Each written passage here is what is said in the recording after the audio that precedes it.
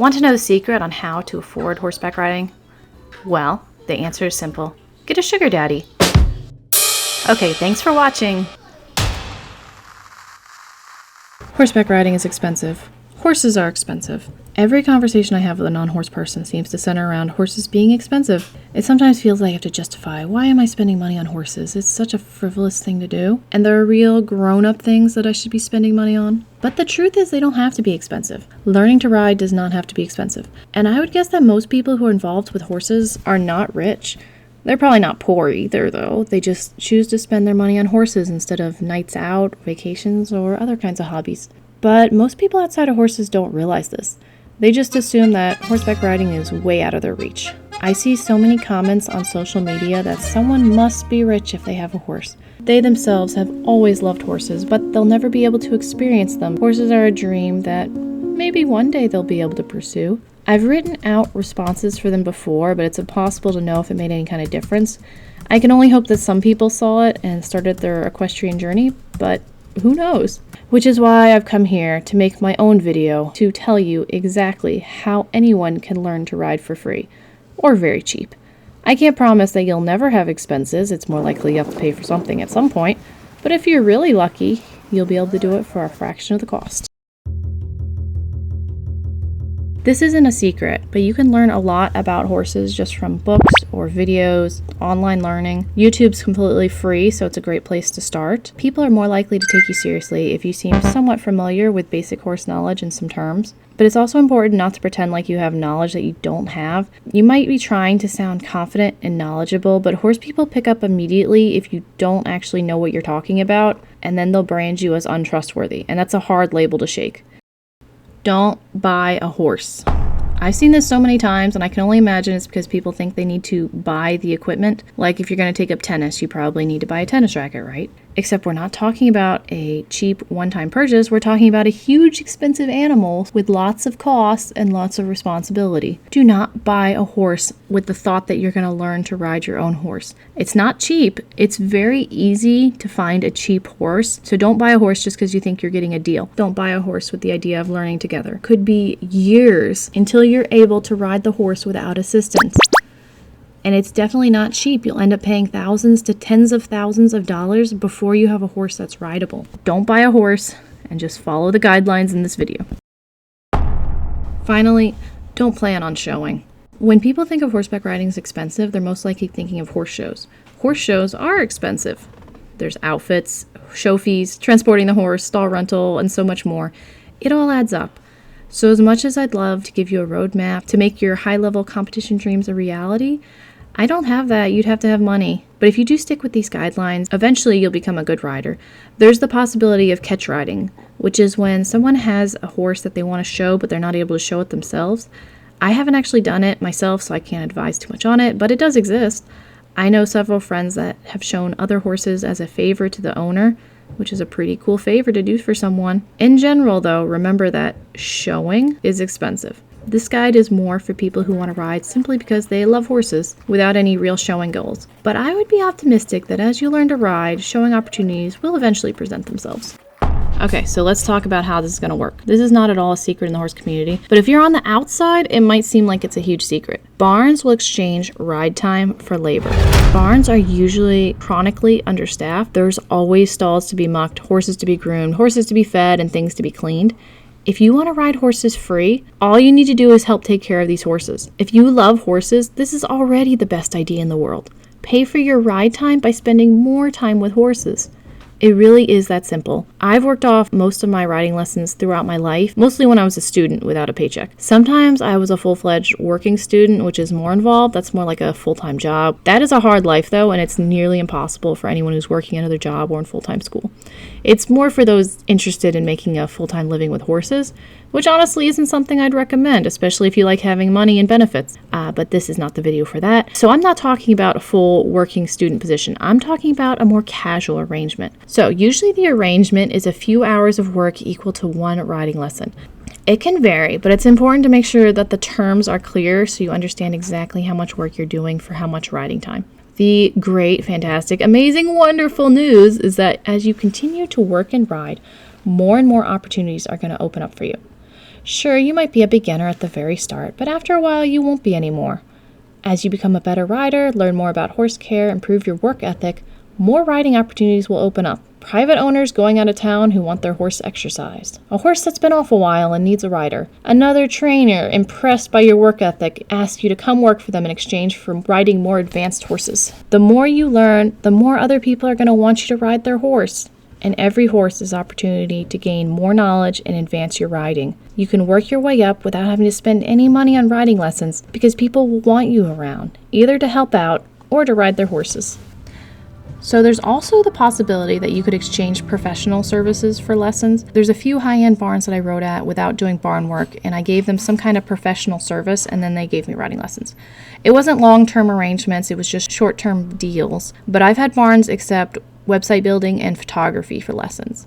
This kind of exchange is usually done when there's a prior relationship with the barn. I think it would be in poor taste to just cold call a barn and ask for this kind of arrangement. It's kind of a weird thing to do. But as you network and meet horse people, you'll start to see some opportunities outside of barn work that can give you more ride time.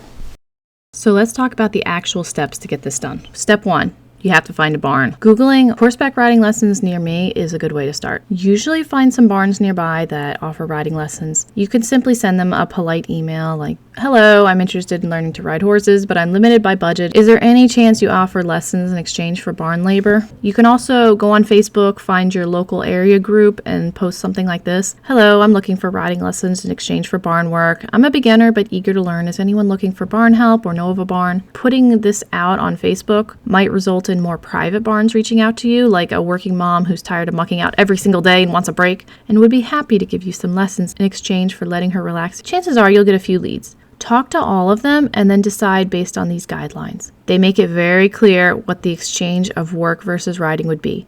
Do not go to a place that's vague about the amount of ride time you would get. The farm seems mostly tidy and safe and doesn't give you scary vibes. There's too many nice barns to go to for a place like that. The horses seem well fed and cared for.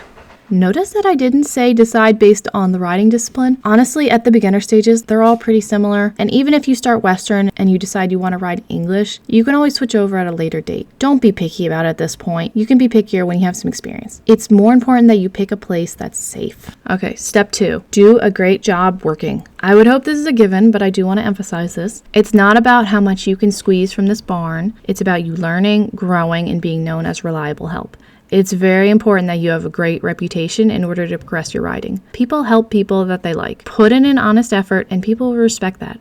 They will want you around. They will want to reward you, which means more riding time. If for some reason that barn doesn't work out, don't burn the bridge. Just politely say your circumstances are changing and you found a situation that works out better. You still gained valuable experience that you can carry to your next barn.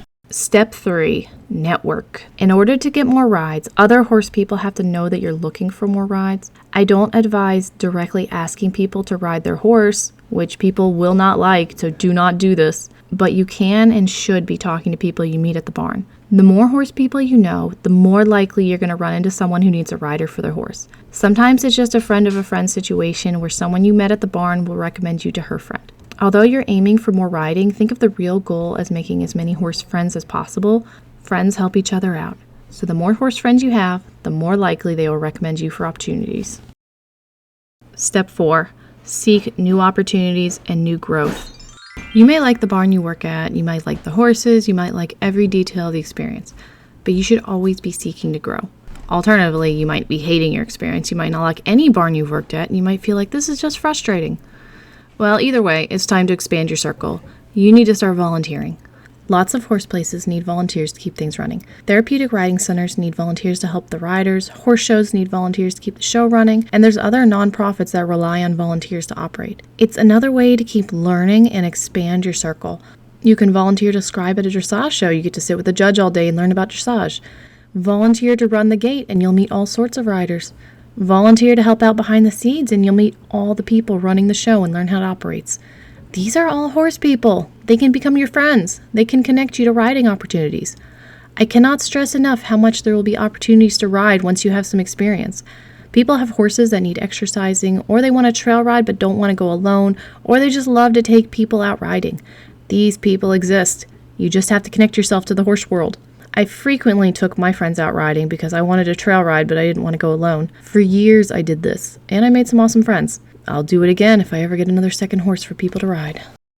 To sum it all up, learning to ride a horse for free comes down to 2 things: being willing to exchange labor for it and making horse friends. That's it. That's the whole secret. It will take time and work, but literally anyone could do it. There's no income barrier or invisible wall keeping people out. Come and join the horse world, and you'll see for yourself. I want to touch on a trap that people get into in the horse world, and that's all the extra expenses. When you enter horse world, people are going to try to sell you stuff. Whether it's a saddle or riding pants or boots or a crop, someone's going to try to convince you that you need to purchase this item. Now, purchasing stuff is not free or cheap, so I would encourage you to push back on that. You don't really need a whole lot to ride. In fact, here's what you need: the ultimate complete list of everything you need to horseback ride. Number 1, a riding helmet. Number 2, riding boots. That's it. That's all you need. You don't even need riding pants. You can ride in jeans. You don't need a fancy shirt or jacket or matching saddle pads or a pom-pom helmet cover. You literally need a helmet and boots.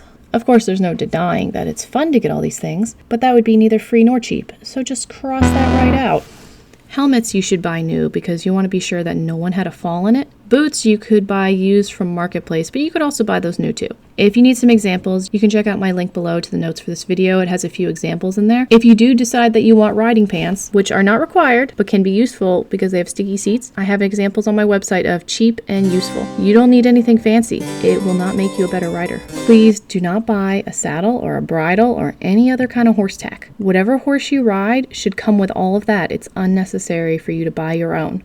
The best way to keep things affordable is don't start buying things.